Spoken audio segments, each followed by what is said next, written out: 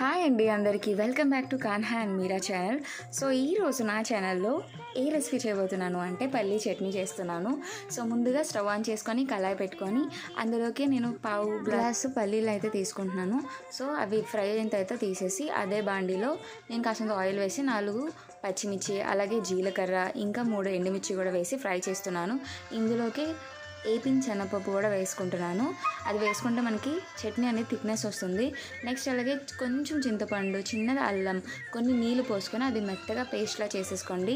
Next chutney తాలింపు కోసం నేను ముందుగా కళాయి పెట్టుకొని అందులో ఆయిల్ వేసి పోపులు అవి వేస్తున్నాను. అవి చిప్పటమైన తర్వాత ఎండుమిర్చి, కరివేపాకు కూడా వేసి సర్వ్ చేసుకోండి. అండ్ అలాగే ఈ చట్నీ మనకి ఇడ్లీ, బోండా, ఇంకా అలాగే దోశ, పునుగులు వేటిలోకైనా సరే చాలా బాగుంటుంది.